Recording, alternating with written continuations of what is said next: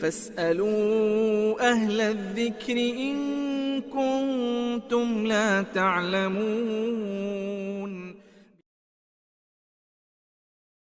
Kalau orang beriman, dia tidak akan takut dengan cobaan dan ujian.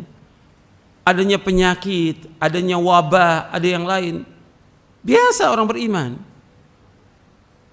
Bukan takut, sekarang ketakutannya yang luar biasa.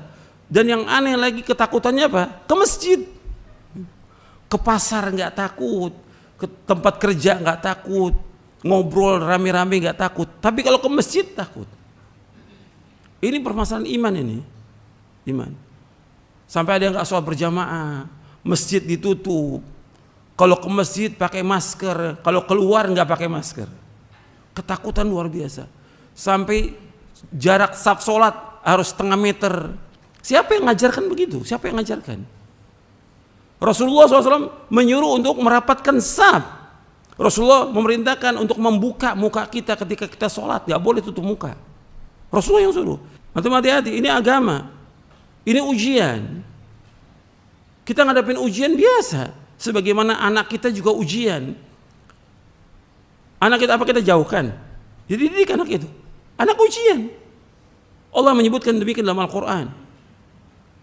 Rasul menyebutkan, tetap dididik anak ini. Tetap waktunya sholat, sholat nggak itu ibunya? Wajib sholat. Meskipun anak sebagai ujian. Begitu juga tentang wabah. Meskipun ada wabah, tetap wajib untuk sholat berjamaah di masjid. Tetap. Wajibnya rapat, tetap rapat. Yang suruh rapat saf sholat itu siapa? Rasulullah SAW. Disuruh untuk membuka muka kita ketika sholat. Yang suruh siapa? Rasulullah SAW. Kita ikut siapa ini? Ini ujian ini agama kita. Kita ikut Rasulullah atau ikut siapa? Di sini yang kita ikut bagaimana kita ittiba kepada Rasulullah SAW.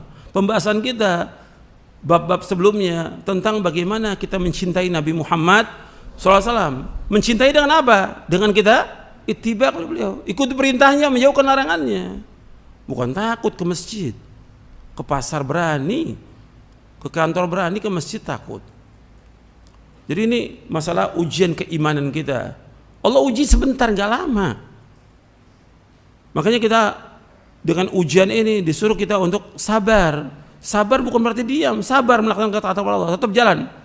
Sabar dengan menjauhkan perbuatan dosa dan maksiat. Sabar juga dalam menghadapi takdir yang buruk.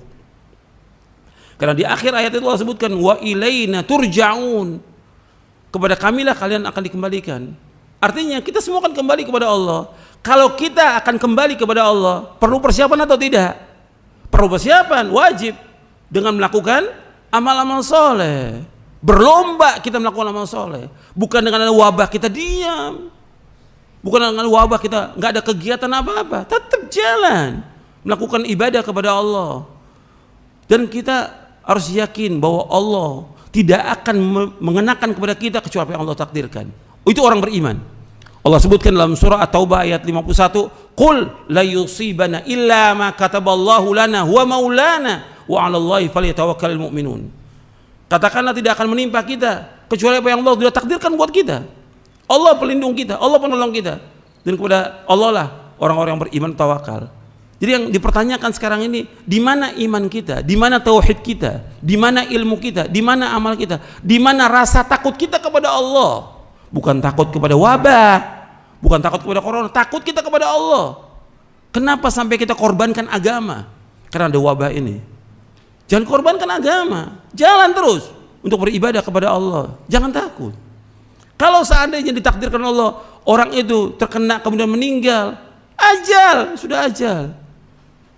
Ada corona, nggak ada corona, tetap orang mati atau tidak? Mati. Sebelum corona juga ribuan orang, puluhan ribu orang mati setiap hari. Jangan ditakuti. Dan jangan menakut-nakuti orang lain. Ini karena berita yang ada, antum takutnya luar biasa. Sehingga apa? Merusak iman. Kalau beriman, ditakut-takuti, bagaimana? Tambah berani. Seperti Allah sebutkan dalam surah Ali Imran, Innan nasa qad jama'u lakum fakhshawhum fazadahum imana wa qalu hasbunallahu wa ni'mal wakil. Kata orang-orang munafik, sesungguhnya orang ini kumpul untuk menyerang kalian para sahabat. Fakhsyawhum, takut kepada mereka. Fazadahum imana, tambah imannya. Ditakut-takuti orang beriman, bukan tambah takut, tambah imannya. Dan mengatakan cukuplah Allah sebagai pelindung kita, Allah sebagai penolong kita. Itu orang beriman. Dan Allah sebutkan orang yang suka nakut-nakuti. Allah sebutkan apa?